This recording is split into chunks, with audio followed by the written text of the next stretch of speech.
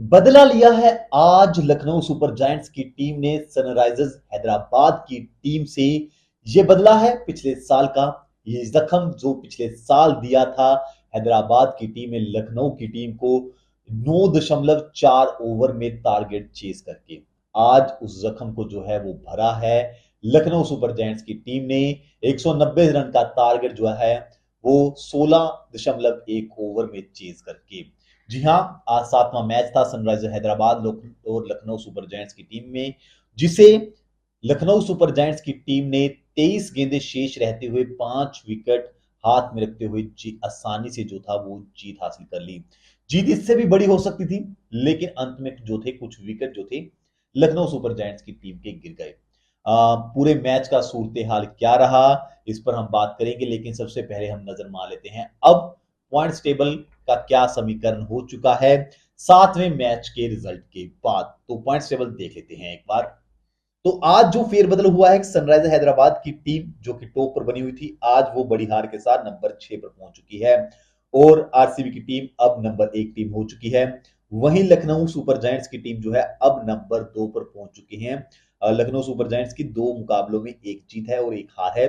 Number 3 पर पंजाब की team है एक मैच में एक जीत के साथ। नंबर 4 पर सीएसके, नंबर 5 पर दिल्ली कैपिटल्स की टीम और नंबर 6 पर सनराइजर हैदराबाद। नंबर 7 पर केकेआर की टीम एक जीत के साथ। सभी टीमों ने अभी तक जो है सिर्फ एक एक ही मुकाबला जीता है।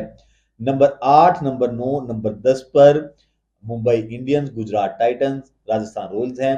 इन तीनों टीमों ने एक भी मुकाबला नहीं जीता है। राजस्थान की टीम ने 2 मुकाबले हारे हैं।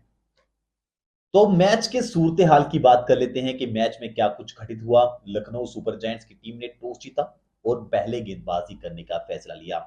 सनराइजर हैदराबाद की टीम पहले बल्लेबाजी करने आती है और उनकी शुरुआत जो है वो खराब रहती है। अभिषेक शर्मा और ईशान किशन जो है वो जल्दी आउट हो जाते हैं। बैक टू बैक विकेट इनके गिरते हैं और ब्रेक थ्रू दिलाते हैं टीम को शार्दुल ठाकुर, जिन्होंने पिछले मैच में भी जो था ऊपरी क्रम के बल्लेबाजों को आउट किया था शुरुआत में, और आज भी कुछ वैसा ही कहानी जो थी शार्दुल ठाकुर ने दोहराई। इसके बाद तीसरे विकेट के लिए नीतीश रेड्डी और ट्रेविस हेड के बीच अच्छी साझेदारी देखने को मिलती है। 15 रन पर 2 विकेट हो जाते हैं एक समय पे। उसके बाद जो है इन दोनों के बीच 61 रन की जो है वो पार्टनरशिप देखने को मिलती है तीसरे विकेट के लिए। हेड जो है वो 28 गेंदों पर 47 रन बनाते हैं, 5 चौके और 3 छक्के अपनी इस पारी के दौरान वो लगाते हैं।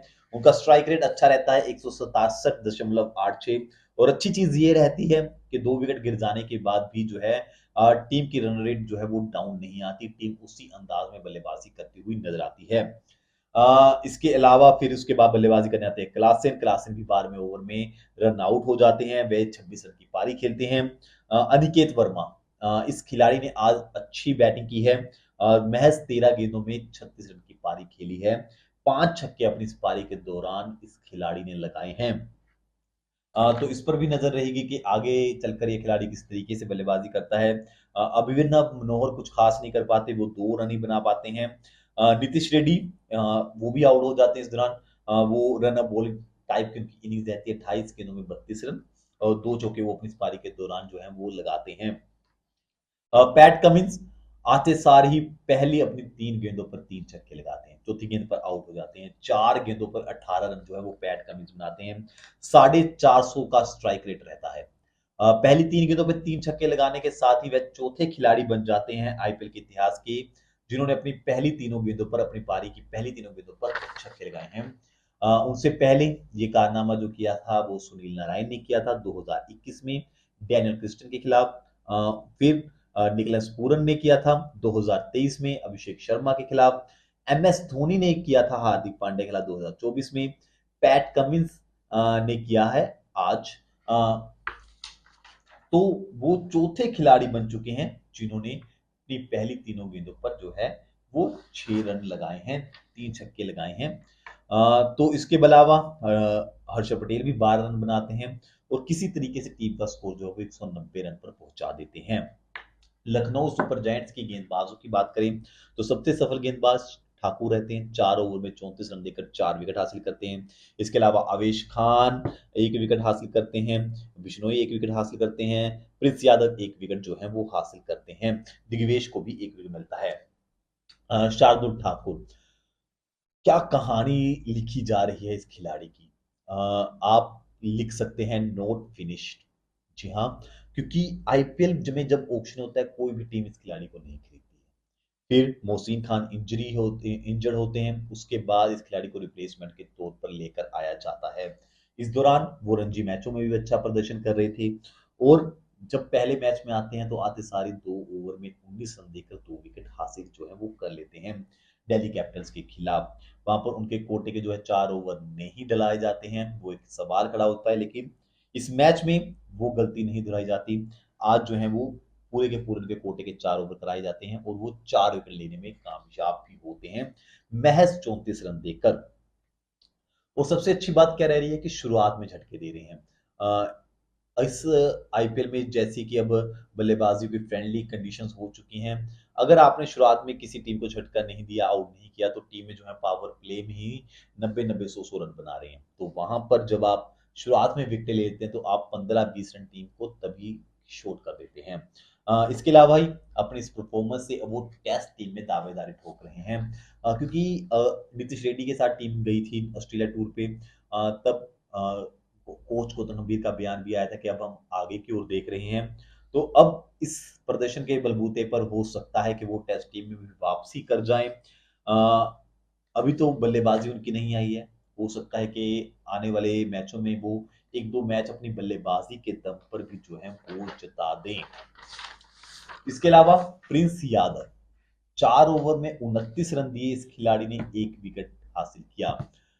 इंपॉर्टेंट ओवर डाले मिडल ओवर, जब क्लास में बल्लेबाजी कर रहे थे नीतीश रेड्डी भी थे, तब आखिर इस खिलाड़ी ने इंपॉर्टेंट बॉलर डाले, इंपॉर्टेंट ओवर डाले। लास्ट मैच से इंप्रूवमेंट देखने को मिली है इस खिलाड़ी में। लास्ट मैच में 4 ओवर में 47 रन दिए थे, शायद ड्यू भी एक फैक्टर था उस मैच में, लेकिन बहुत महंगे साबित हुए थे। और आज जो अच्छी चीज देखने को मिली कि एक अच्छी यॉर्कर डाल रहे थे और स्लोअर बॉल, दोनों का अच्छा मिश्रण जो था वो देखने को मिल रहा था। अच्छी यॉर्कर और स्लोअर बॉल, इसके अलावा हेड को वो क्लीन बोल्ड करते हैं गेंदबाजी के दौरान, और क्लासन को जो है वो रन आउट करने में कामयाब होते हैं। यानी कि 190 अगर सनराइजर हैदराबाद की टीम उनको रोक पाए हैं, तो उसमें बहुत बड़ा कारण जो है वो प्रिंस यादव का है, क्योंकि अगर हेड और क्लासन दोनों में से कोई भी बल्लेबाज खड़ा होता तो 20 रन का मार्जिन जो है वो मानकर चलिए इस स्कोर में होता। और जब 200 से ऊपर टीम को चेज करना पड़ता है, प्रेशर तो एक होता ही होता है। अब एलएसजी की बैटिंग की बात कर लेते हैं। एडन मार्करम 1 रन बना सके, तो वहीं उनके साथ जो ओपनर आए थे मिचेल मार्श, उन्होंने 52 रन की पारी खेली 31 गेंदों पर। इसके अलावा निकलस पूरन 70 रन की उन्होंने पारी खेली महज 26 गेंदों पर। 6 चौके 6 छक्के अपनी इस पारी के दौरान वो लगाते हैं, 270 का उनका स्ट्राइक रेट रहता है। दूसरी विकेट के लिए मिचेल मार्श और पूरन में जो है 116 रन की पार्टनरशिप होती है 43 गेंदों पर। मैच यहीं पर खत्म कर देते हैं, इसके बाद मैच औपचारिकता रह जाती है, विकेट जरूर गिरते हैं, लेकिन मैच यहाँ तक खत्म हो चुका था। इन दोनों खिलाड़ियों ने, खास करके पूरन ने, मैच एक तरफा पूरा का पूरा जो था वो बना दिया था। इसके अलावा ऋषभ पंत जो है वो 15 रन बनाकर आउट होते हैं, आयुष बड़ौनी 6 रन बनाकर आउट होते हैं, डेविड मिलर और अब्दुल समद जो है वो आसानी से मैच को खत्म कर देते हैं। अब्दुल समद एक अच्छा फिनिशिंग टच आज देखने को मिला उनसे, 8 गेंदों में 22 रन इस खिलाड़ी ने बनाए, 2 चौके और 2 छक्के। इसके अलावा हम एसआरएच की बॉलिंग की बात करें तो गेंदबाजी आज कुछ खास नहीं रही। पैट कमिंस ने इंप्रेस किया अपनी गेंदबाजी से, बाकी कोई गेंदबाज कुछ खास नहीं कर पाया। अभिषेक शर्मा को आज शुरुआत में ओवर दिए गए थे, लेकिन वो भी कुछ खास नहीं कर पाए, 2 ओवर में 20 रन देकर 0 विकेट उन्होंने हासिल किया। मोहम्मद शमी को इस शुरुआत में विकेट मिला था एडन मार्कर का, लेकिन वो भी महंगे साबित रहे, 3 ओवर 37 रन 1 विकेट।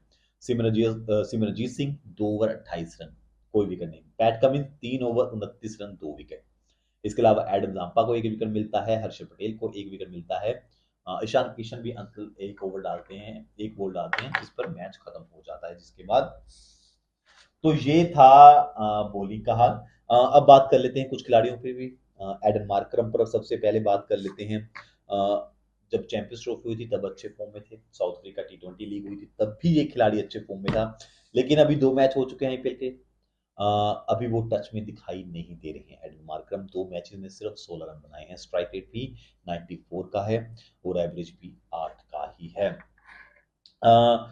तो खिलाड़ी तो बड़ा है, अ, आप बैक भी करेंगे काफी देर तक, लेकिन अगर टीम के रिजल्ट उस तरीके से सही नहीं रहते हैं लखनऊ सुपर जायंट्स के, तो हो सकता है कि आपको यहाँ पर बदलाव देखने को मिले। तो मैं देख रहा था कि विकल्प इनके पास क्या है, तो मुझे तो एक ही विकल्प नजर आया है इनकी टीम में, मैथ्यू ब्रिथ्स के। ये भी साउथ अफ्रीकन प्लेयर हैं। हाल ही में इन्होंने डेब्यू किया था, जो सीरीज हुई ट्रायंगुलर सीरीज चैंपियंस ट्रॉफी से पहले पाकिस्तान, साउथ अफ्रीका, न्यूजीलैंड के बीच में, उसमें इस खिलाड़ी ने डेब्यू में अपने 150 बनाया था वनडे में। और दूसरे मैच में 83 रन की पारी खेली थी, 2 मैचेस में 233 रन बनाए थे। इसके अलावा जो क्रिकेट साउथ अफ्रीका के डिवीजन फर्स्ट के मुकाबले हुए हैं, वहां पे भी अच्छी फॉर्म थी इस खिलाड़ी की। हालांकि साउथ अफ्रीका टी20 लीग में इस खिलाड़ी की फॉर्म जो थी वो अच्छी नहीं थी, तो ये एक रिप्लेसमेंट हो सकता है अगर एडन मार्करम आने वाले 1-2 मैच में सही नहीं कर पाते और टीम का रिजल्ट भी उस तरीके का नहीं जाता, तो जरूर यहाँ पर चेंज जो है वो कर सकती है टीम। इसके अलावा गेंदबाजी सनराइज हैदराबाद की चिंता बनी हुई है। इससे पहले जब 270-80 कितने बनाए थे, तब भी गेंदबाजों ने बहुत सारे रन दे दिए थे। एक तो हैदराबाद के पिचेस में 9-10 रन देना तो किसी गेंदबाज के लिए आम सी बात होगी, लेकिन फिर भी आप उम्मीद करते हैं कि अगर आप गेंदबाज इतने रन दे रहा है तो विकेट भी हासिल करे, लेकिन यहाँ पर दोनों तरफों से फेल होते दिखाई दे रहे हैं सनराइजर्स हैदराबाद की गेंदबाज। बात करते हैं किस गेंदबाज ने कौन सी कमजोरी दिखाई दे रही है और क्या उनके विकल्प हो सकते हैं। मोहम्मद शमी पहले मैच में 3 ओवर में 33 रन और दूसरे मैच में 3 ओवर में 37 रन, दोनों मुकाबलों में एक एक विकेट हासिल किया। यानी कि अगर आप देखेंगे 6 ओवर में मोहम्मद शमी ने जो है वो रन दिए हैं 70, यानी कि 11 से भी ऊपर का इकोन मेरिट जो है वो मोहम्मद शमी का है। इसके अलावा सिमरनजीत सिंह 3 ओवर में 46 रन पहले मैच में, 2 विकेट हालांकि हासिल हुए थे वहां पे, और फिर दूसरे मैच में 28 रन 2 ओवर में। यानी कि इस खिलाड़ी की भी बात करें हम, तो इस खिलाड़ी ने भी जो है 5 ओवर में 74 रन दिए हैं, यानी कि 14 से ऊपर का जो है इस खिलाड़ी का भी एवरेज रह रहा है। ऑलमोस्ट 15 तक पहुंच गया इकोनॉमी रेट, एवरेज सॉरी माफ कीजिएगा, इकोनॉमी रेट 15 का रह रहा है इनका। तो फास्ट बॉलिंग में ऑप्शन क्या हो सकता है टीम के लिए?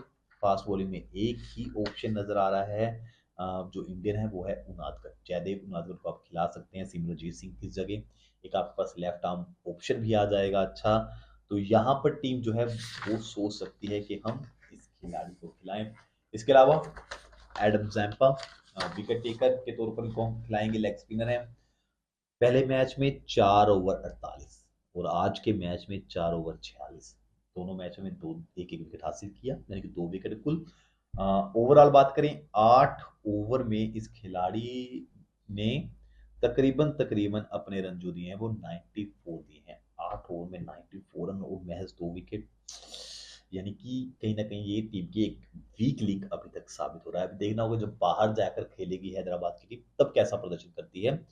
फिर उसके बाद जो है एडन जाम्पा पर हो सकता है कि टीम सोच सकती है कि अब किसी और खिलाड़ी को मौका दिया जाए, और जो बेंच पे नजर आ रहे हैं वो आ रहा है राहुल चहर का नाम। राहुल चहर को अगर आप चांस दे सकते हैं तो शायद हो सकता है वो अच्छा परफॉर्मेंस वो खिलाड़ी कर दे। राहुल चहर को अगर टीम में मौका मिल जाता है और एडन जाम्पा बाहर जाते हैं, तो कहीं ना कहीं एक फॉरनर प्लेयर का ऑप्शन भी बढ़ जाता है सनराइजर्स हैदराबाद की टीम के लिए। हो सकता है कई जगह पर आपको 2 स्पिनर भी खिलाने पड़े, पर अगर एडन जाम्पा अपनी फॉर्म हासिल नहीं करते तो राहुल चहर रिप्लेसमेंट के तौर पर डायरेक्ट शामिल होंगे। अगर राहुल चहर आते तो फोर प्लेयर का भी मैंने जैसे बताया कि ऑप्शन बढ़ जाता है। कमिंडो मैंडूस, वियान मल्डर, ईशान मलिंगा, यानी कि 3 आपके पास हो सकते हैं। अगर कमिंडो मेंडिस आ जाते हैं तो आपको मिडिल ऑर्डर में भी एक बैट्समैन मिल जाएगा, और अगर मल्डर को लेकर आते हैं तो एक आपको गेंदबाजी में भी ऑप्शन मिल जाएगा। तो ये कुछ खिलाड़ी कमजोर कड़ी नजर आ रहे हैं। फिलहाल आज का मैच जो था वो इंटरेस्टिंग तो नहीं कह सकते, लेकिन लखनऊ सुपर जायंट्स ने आज अपना खाता खोल लिया है। अब जो पॉइंट्स टेबल हो गया अब और भी इंटरेस्टिंग हो चुका है। अब से हम जो है हर एक मैच को कवर करने की कोशिश करेंगे। तब तक के लिए आप हमारा चैनल सब्सक्राइब कीजिए और वीडियो को लाइक करना मत भूलिए।